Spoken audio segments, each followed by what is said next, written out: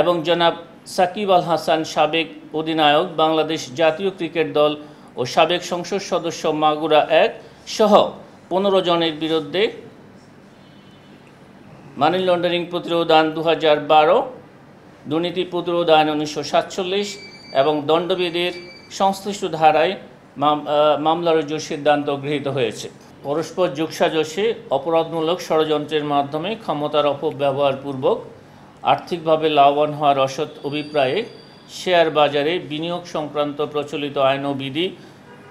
পরিকল্পিতভাবে লঙ্ঘনপূর্বক নিজেদের স্বার্থ সংশ্লিষ্ট বিও অ্যাকাউন্টসমূহে অসাধু উপায়ে ফটকা ব্যবসার মতো সিরিজ ট্রানজ্যাকশনস,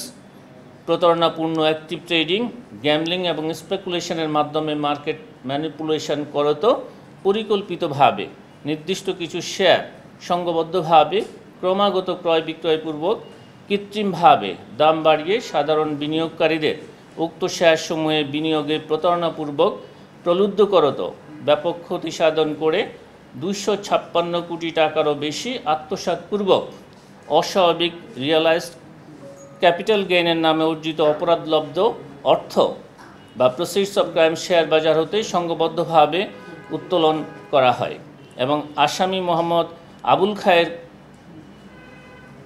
উপনিবন্ধক সমবায় অধিদপ্তর ঢাকা কর্তৃক তার স্ত্রী কাজী সাদি হাসানের সহায়তায়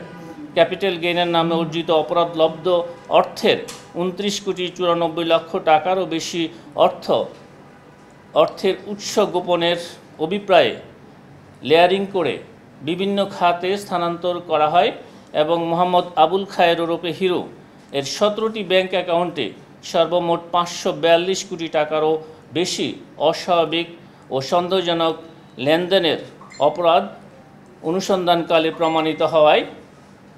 অভিযোগ সংশ্লিষ্ট জনাব মোহাম্মদ আবুল খায়ের ওরফে হিরু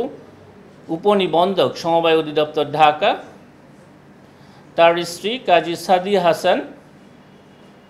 এবং জনাব সাকিব আল হাসান সাবেক অধিনায়ক বাংলাদেশ জাতীয় ক্রিকেট দল ও সাবেক সংসদ সদস্য মাগুরা ১ সহ ১৫ জনের বিরুদ্ধে মানি লন্ডারিং প্রতিরোধ আইন ২০১২, দুর্নীতি প্রতিরোধ আইন ১৯৪৭ এবং দণ্ডবিধির সংশ্লিষ্ট ধারায় মামলা রুজুর সিদ্ধান্ত গৃহীত হয়েছে।